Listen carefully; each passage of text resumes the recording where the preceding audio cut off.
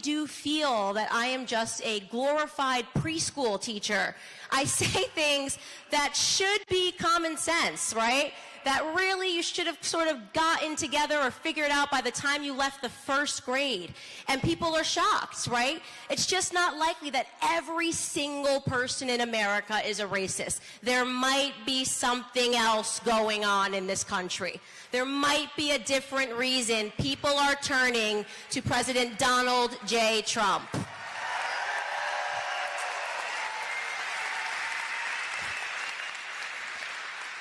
And you would be surprised, by the way. I mean, if you in your heart say, you know, things are getting really bad, it's worse on college campuses. You cannot imagine. I wasn't in college that long ago, and it is so bad. It was not like that when I was in college in 2010, right? It has gotten to the point where when I stand on stage, the first thing that I do on a college campus is I do a test just to figure out what planet I'm on. Just, you know, am I still on Earth?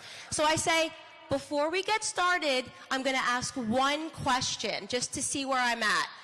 How many people in this room think that America is a more racist country today than it was 60 years ago? At least 60% of the hands will go up on a college campus today. It's that ridiculous.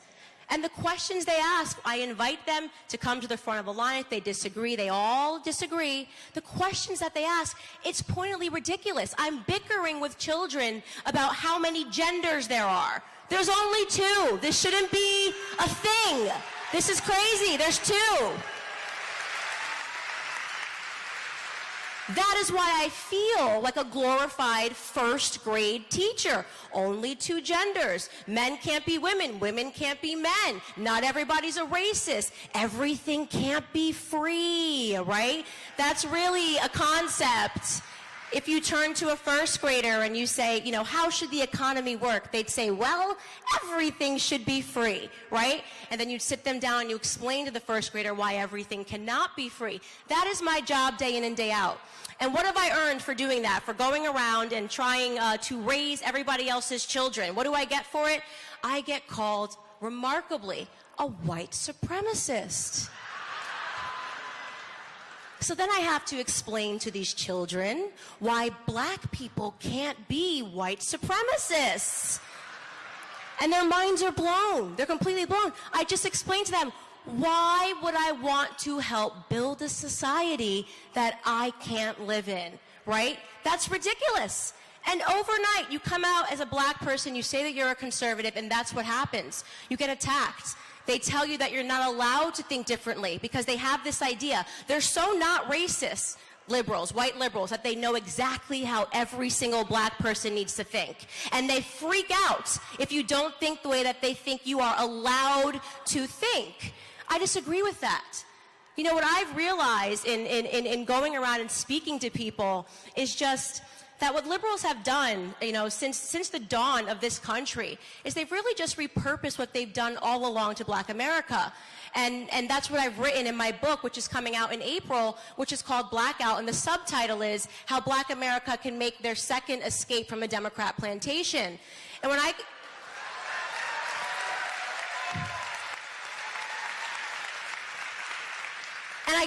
got attacked for saying that phrase by the Washington Post, which nobody reads. Nobody reads it. They wrote this piece saying that it was so ridiculous that I had popularized the phrase, you know, the Democrat plantation, calling it a plantation, how wrong it was that I did that. And they expected me to say, oh, you're right, I shouldn't use that language. No, I use that language. That's exactly what I meant. Let me explain that to you, what I mean. When I do my research and I understand and I look back at the time of slavery, to me, the Democrats have just modernized the exact same things that they were doing on the plantation. They just can't get away with it in the same way.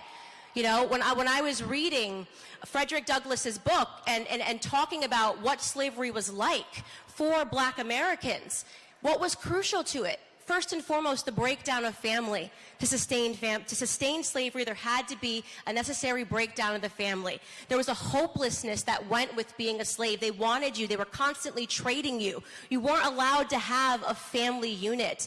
They didn't believe in the family whatsoever because they wanted people to work like machines. It was so integral.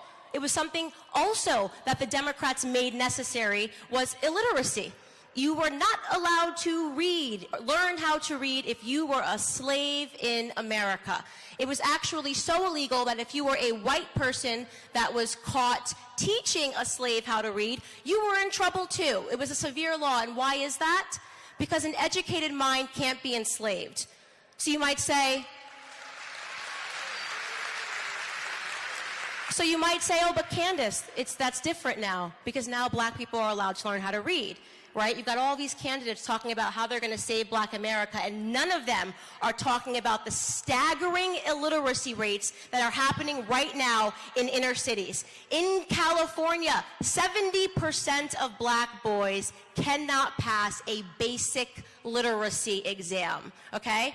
You're talking to me about white supremacy? My fear is liberal supremacy, because anywhere, show me any place where liberal policies reign supreme, and I will show you a place where the inner cities and the communities are broken, where the families are broken, and where people are feeling hopeless.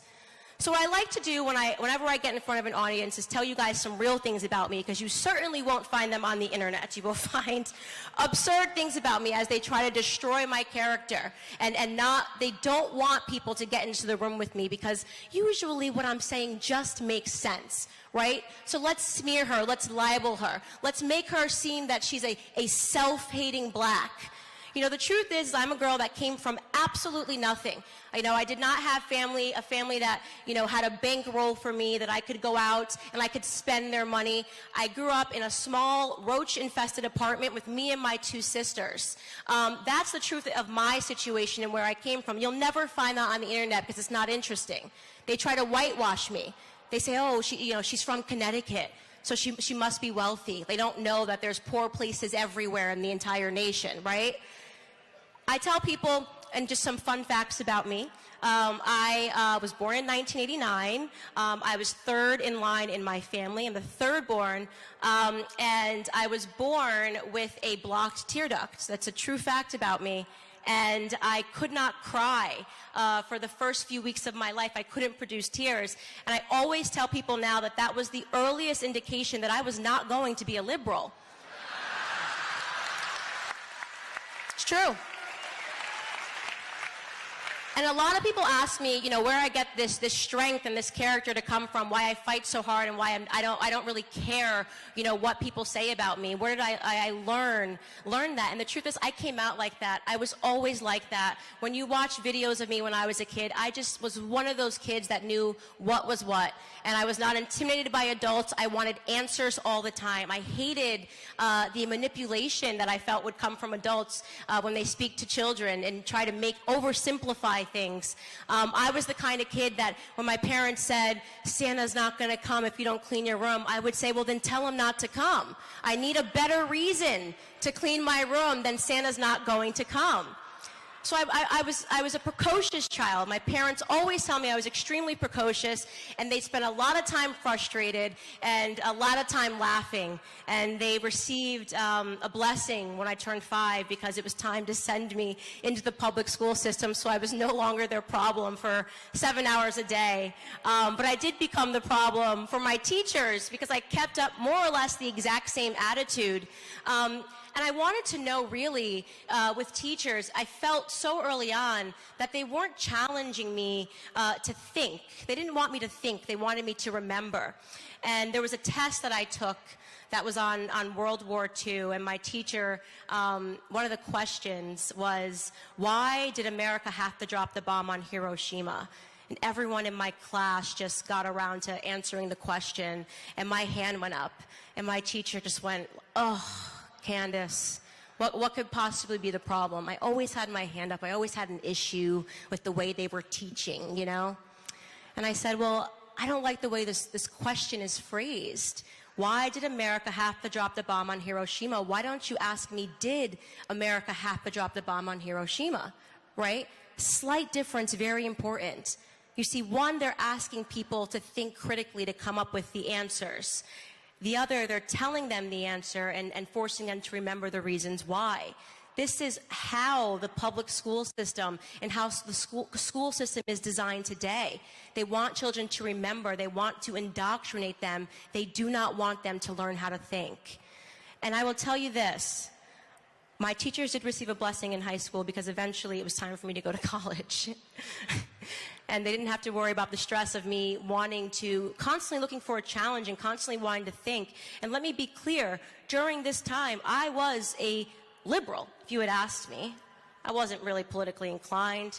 I guess technically I was apolitical, but if you had come up to me and you had asked me some questions about politics, I would have told you Republicans are racist, Democrats are the only way that black Americans should vote. Republicans want to send this country back to a time where people that have dark skin can't survive. These were the things that I didn't just choose to believe, but that I was conditioned to believe by the school system. One of the biggest battles that we are facing today, make no mistake, is to win the schools back.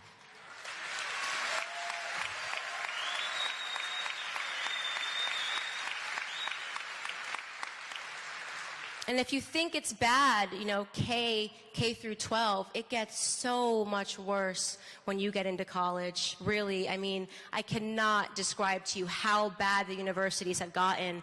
Think about this, you know, just a short while ago, the biggest class across college campuses was Western civilization, right? Like understanding why Western civilization is the best, why the West is the best, learning the history of Western civilization. And then Jesse Jackson led a group of protesters in Stanford, and they said, hey ho, Western Civ has got to go. And they referred to this course as racist, right? It's wrong to be celebrating Western civilization. This was sort of the beginning of teaching people, indoctrinating children and students to believe that there's something inherently wrong with being American. How weird that I can go onto a college campus today and students can break out and start chanting USA, USA, and other students will say that that chant is racist, that it's xenophobic, that there's something wrong with loving your country. When I was in university, we had to pick a course that we would select as an elective, which is ridiculous, that you were forced to pick either African American studies, which is basically a course in how to hate white people, gender studies, a course in how to, hate straight people, or you could pick feminism, which was a course in how to hate men, right? It was like pick your evil. It was one of the things that I had to pick. So I went with Feminism 101 because at that time, if you had asked me, I would have said I was a feminist. They sell it. It sounds so good the way they package things on the left, right? Who doesn't want to be a feminist? Who doesn't support women? So I said, I'll take this class. This is good. Send me to this class. What a nightmare that ended up being for my professor. Not for me, but for her. Because my professor, I realized very quickly that the purpose of this course was not to empower women. The purpose of this course was to indoctrinate women to hate men. We had to get a textbook, and apparently this textbook had every problem that women have faced since the dawn of time. And the professor would stand in the front, and she would pick out a problem, and she would read the problem to the class and then ask us why, and the answer was always because of men. Didn't matter what it was. It was, why are women thirsty? Because of men, It does not matter. And the course would go on and on. She'd come in every day just explaining to us that men are the reason that everything is bad. And there was this one course, this one particular class that I will never forget because in the retrospect, it's so meaningful. At the time, it was less meaningful. She plucked out a problem in this class, and the problem was about eating disorders. And don't quote me on the exact number, but it was north of 80% of all eating disorders in America are had by women. Women have eating disorders. And then she turned to the class and she said, why? And the answer, of course, was because of men. Very simple. And I just thought to myself, maybe there's something else going on here, maybe not everything can be because of men. And she sort of launched into this diatribe about how the reason women feel like they have to be skinny is because of advertising agencies, which are owned by men, make us feel like we have to look this way. And I audibly chuckled in the middle of this class. I laughed. I thought this was funny. And she heard me and she turned around and we had traded barbs for so many classes. And she just said, "What do you find funny about this?" And I said, "I just find it ridiculous that you look at this statistic without exploring any other statistic." And I asked her this question. I said, like, what is the statistic for how many people shoot up steroids so they can go to the gym and make themselves look big, right? Is that maybe 80% men that take those medicines, that take those steroids? And is that because of women? And she went, oh! It was like, no, that was just not what she wanted to hear. And what she said to me next, I will never forget. She went beet red and she was so angry and she said, "Candace, I just feel like you were sent to me from the men's department." What a bizarre thing to say, right? And I said, "Professor, I just feel like I was sent to you from the common sense department. There might be something else going on." And we went back and we went forth and back and went forth until finally I cut off the conversation and I said to her, I said, "You want to know why I find this to be so ridiculous?" It was because as I was sitting in her classroom as a 19-year-old girl, I had an eating disorder. Many of you guys who follow my story know I talk about this a lot, especially to young women, because I had an eating disorder for 4 years of my life, and it was the worst when I was in university. And I laughed because I was sitting here listening to a woman that was teaching me that it was because of men, and because I felt the need to look skinny in front of men when it wasn't. It had nothing to do with men. When I suffered with anorexia, it had to do with control. I felt like my life had spiraled out of control, and this counting of calories was something that I could do, that I could control something. That was the reason why. It had nothing to even do with wanting to look skinny. I've been skinny my whole life, but there was this mechanism.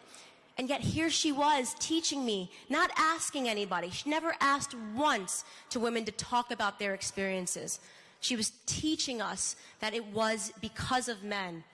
And it was fascinating. And why I say that this was such a moment for me in the retrospect, because when I think back to that moment, what was happening between me and that teacher, me and that professor, is the difference between liberalism and conservatism. You see, liberals, when they have a problem, they look out externally. They say, who can I blame? If I'm short, it's because of tall people. If I'm poor, it's because of rich people, right? This is the way they think. But conservatives, we do something weird, totally weird and foreign, right? We look inward. We look internally. We say, I have a problem, and now I need to fix it.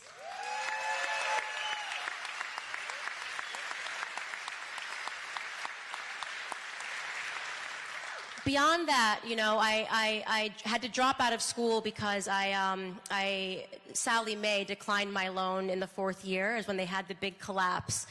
So imagine being me, over $100,000 in student loans, and I can't finish, but I got to start paying them back in 6 months, right? So I had to drop out of school, hit the ground running, figuring out how I was going to pay them back, which I did, Bernie Sanders, without stealing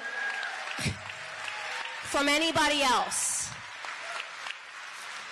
I really wish they would do that, student loan forgiveness. I would be so angry, so angry. You know, you make a decision, you pay for it, not everybody else.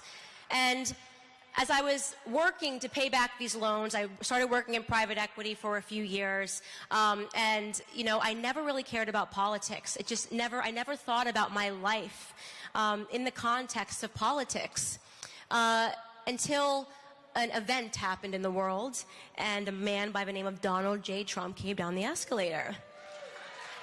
And whether you were politically inclined or you weren't paying attention to politics, you paid attention to politics on that day. It was impossible to ignore that man, for better or for worse. For me, it was for worse, as I said, oh, come on, this guy can't be the president of the United States. It's ridiculous. He's the guy that says you're fired. I remember thinking, he would make a mockery of the White House, you know, that this man should not become the President of the United States, and I didn't feel good about it. But I always say, and it's fine, me and him are friends now, we talk about that. What I always say, though, what was remarkable is that while I didn't think that he was equipped, I didn't think he had the experience, what was more important were the things that I never thought during that time. Not once did I say to myself, he shouldn't be the president because he's a racist. And yet overnight, this man, who nobody had an issue with, he was on the main stage for decades, a celebrity for decades. Overnight, I watched the left call this man a racist, a sexist, a misogynist. At one point, they even called him incestuous and said that he had feelings for Ivanka. Do you remember that? That sick story that went out overnight. And that's how I got started, because the left overplayed their hand. That was it. Because I said to myself, something's not right. So fast, so swift, and they're calling him all of these names. And I asked myself a most important question. I said, is it plausible that racism is now being used as a theme to turn black people into single-issue voters? Is it plausible that sexism is now being used as a theme to turn women into single-issue voters? And of course, the answer was yes.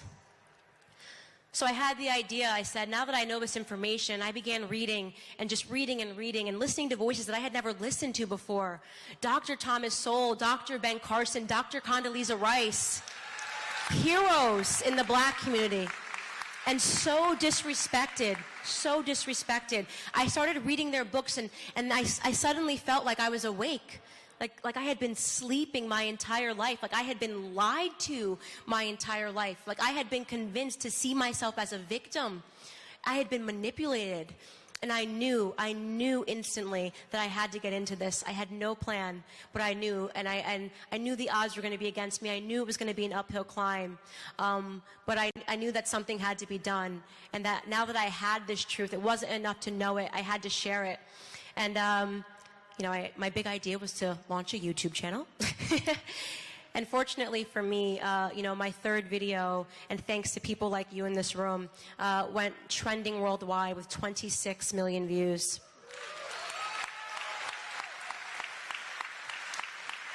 That video was a video of me ranting, because you will remember after Donald J. Trump became the President of the United States, very shortly thereafter, the Charlottesville debacle happened. And that was unbelievable.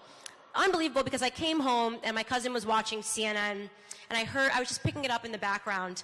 And CNN, if you were watching it, they were trying to convince me as a black American that the KKK was now alive and well because Donald J. Trump got elected, right? Like, we told you this would happen, and now it's here. They're back, right? People are riding in horses, and this is it. And I got so angry, and I started ranting for 4 minutes on my computer, and I'll tell you where this anger came from. The worst thing that the left does is that they cheapen evil. They cheapen real evil, right? And I was angry because when they started talking and trying to say that the Ku Klux Klan was alive and well, they were cheapening the real experiences that my ancestors lived through. They were cheapening it. And when I say my ancestors, I don't mean long dead ancestors. I mean my grandfather, who's still breathing, who grew up with the real Ku Klux Klan in a segregated South. They cheapened that experience. And these stories were so real to me growing up. To have my grandfather around the dinner table explain to us that he grew up with the real Ku Klux Klan, that when he was a kid, they would come by his home and they would spray bullets. And what's remarkable about that is that my grandfather, when he tells that story, he doesn't tell it like a victim.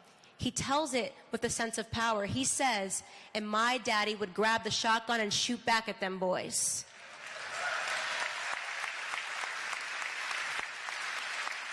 That strength, that power, never a victim, segregated South. I've never heard my grandfather ever, growing up in his home, ever utter a bad word about a white person, ever. He would just say it was a different time. And he worked his entire life. His first job in the segregated South when he was 5 years old, laying out tobacco to dry, picking cotton on a sharecropping farm. This was what my grandfather had to do, right? This was his day in and day out. And now I look around and I see all these little victims who wouldn't know a hard day of work if it jumped up and punched them in the face.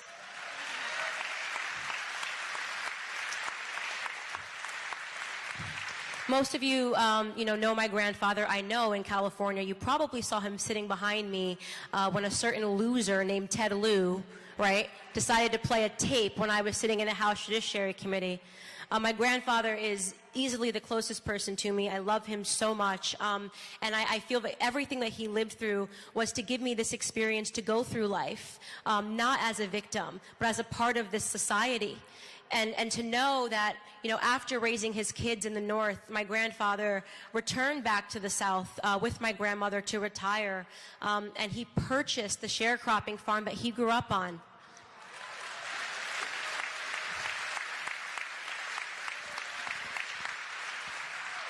He was able to live that life because he made good decisions. That was it.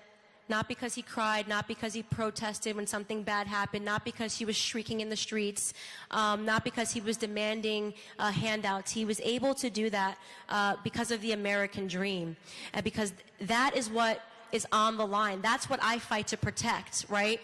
That's why I launched Blexit, the Blexit organization, the black exit from this liberal ideology, which has become a cancer. It is a cancer.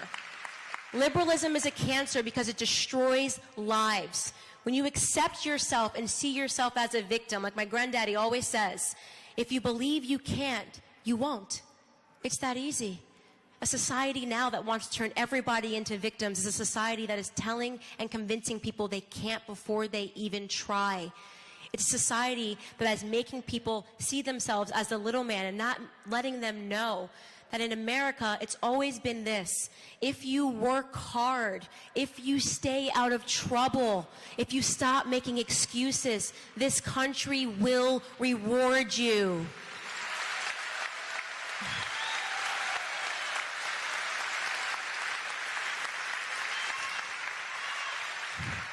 My call to action for every single person in this room is to, first and foremost, just know what's on the line. Because we've never dealt with this in this country, right? This is different. I say this is World War III. It might not feel like we're fighting a war, right? It might not feel that way, but we are. The war is ideological. We are right now deciding on what is going to happen in this country. Are we going to move towards a socialist country where everybody is a victim and nobody wins and everybody's miserable? Or are we going to move into the direction of what this country has always been, a country built on principle, on free markets, on capitalism, right?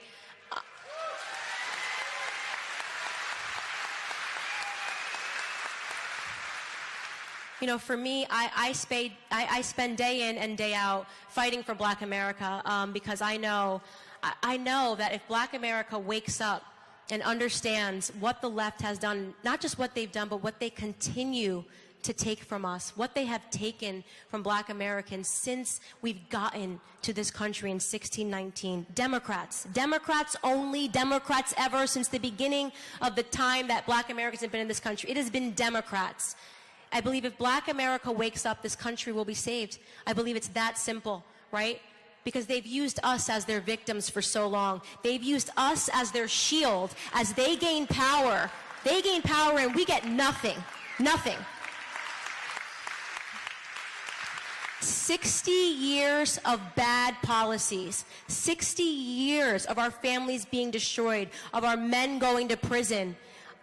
The question that Donald Trump asked in Michigan in 2015 was a good one. What do you have to lose? The answer is nothing. I will wrap up just by saying, from the bottom of my heart, I am here, as a girl that came from nothing and on this stage because of each and every one of you that is in this room. I'm here because I've got the character of my grandfather and the support of patriots all around this country. So God bless you. Pray for a Blexit, and remember that there is so much that we can do to make sure that we have a country at the end of 2020. Thank you. A couple questions.